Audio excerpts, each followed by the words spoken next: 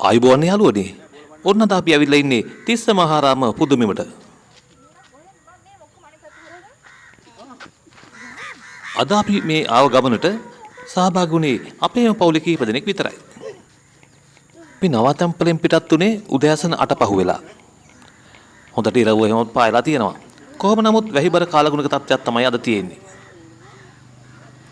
තිස්ස මහාරාම චෛත්‍යරාජන් වහන්සේගේ ඉරිතැලීමක් හේතුවෙන් පුරාවිද්‍යා දෙපාර්තමේන්තුව මගින් ටේබල් 6ක් උපයෝගී කරගෙන සිර කොට බැඳ තබා තිබෙනවා.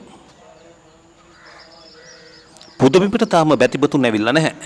අපේ කට්ටිය ලහි ලහියේ පූජා කිරීම සඳහා මල් ගන්නවා.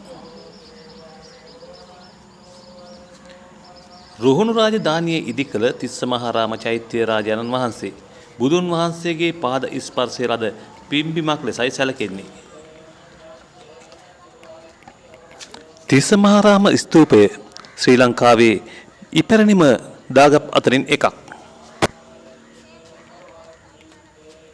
ක්‍රිස්තු පූර්ව 3 වෙනි සියවසට එහා ගිය ඈත අතීතයේ මහානාග මහරජතුමා විසින් ඉදිකළ බවට සඳහන් වෙනවා.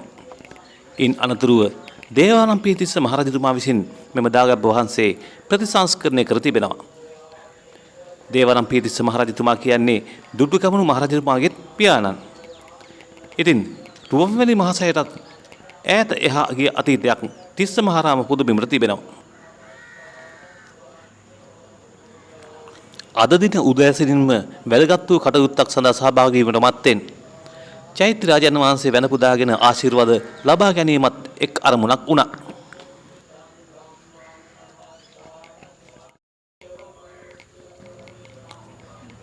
බුදුරජාණන් වහන්සේගේ ලලාට ධාතුව හෙවත් නලල් ධාතුව තැන්පත් කර ඇති මෙම චෛත්‍ය රාජානන් වහන්සේ අපි මලින් වැඳ පුදා ගත්තා.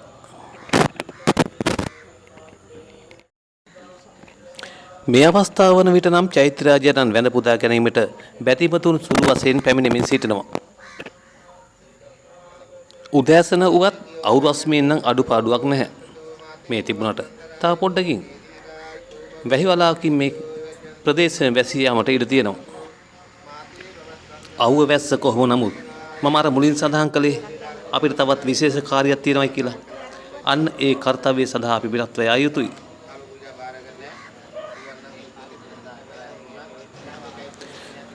අපි මල් පූජා කරන අතර වාරේ කපු මහතෙක් අපට නූල් බැඳගෙන යන්නට ආරාධනා කරනවා. ඔබට මතක නම් ශ්‍රී පාදස්ථානයේ මම කළ වීඩියෝව ඒ ආකාරයෙන්ම මෙතනත් නූල බැඳ ගැනීමට ආරාධනා කර එම ස්ථානයෙන් හුණු කොට්ටයක් මෙලදීගෙන චෛත්‍ය රාජානන් වහන්සේ පිරියම් කිරීම සඳහා පූජා කරන්නයි ඉල්ලීමක් කරනවා. ඔන්න අපේ දුවයි පුතයි දෙන්නත් හුණු කොට්ටයක් මෙලදී ගන්න යන්නේ. ඔන්න බලන්නකෝ කපු මහත්මයා අපිට කැටයන් ටිකක් දානවා.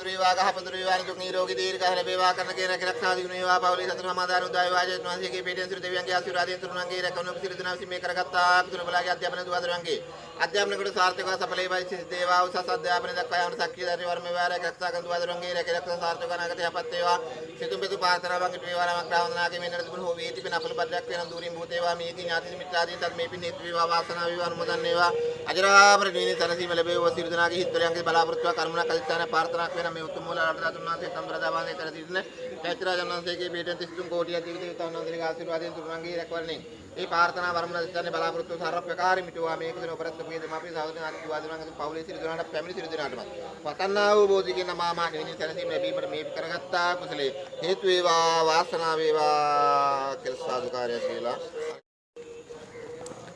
ඔන්න තිස්ස මහාරාම චෛත්‍ය රාජන් වහන්සේට අපි හුණු කොට්ට දෙකකුත් එහෙමනම් පූජා කරලා අපේ ගමන පිටත් වෙන්නයි මේ සූදානම් වෙන්නේ.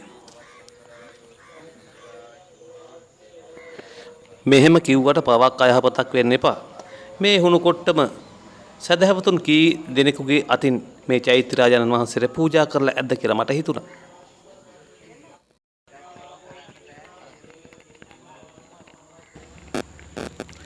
වැඩි වෙලාවකුත් නැහැ.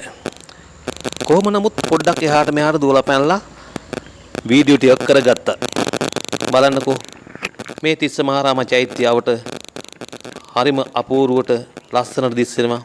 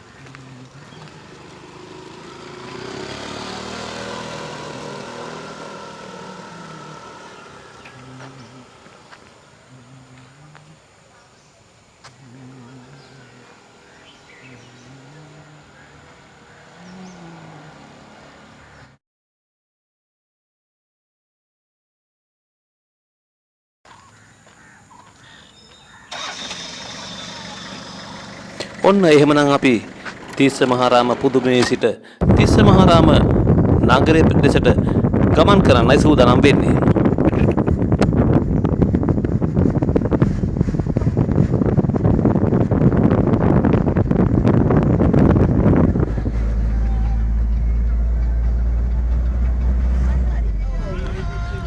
තිස්ස මහරාම පුදබිම ආසන්නයේම තිස්ස මහරාම වැව ඉදි කරලා තියෙනවා.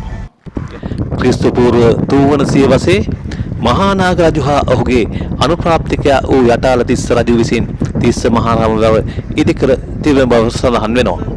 ස්වභාව සෞන්දර්යයට අපූර්වත්වයක් එක් කරන මෙම වැවෙන් කෘෂිකර්මාන්තයට මෙන්ම තිස්ස මහරාම නගරයට පානීය ජල ලබා දෙමින් අදත් ප්‍රදේශයේ ජනතාවට මහා මෙහෙවරක් ඉටු කරමින් නිසල්මනේ නිහඬව බලා සිටිනවා.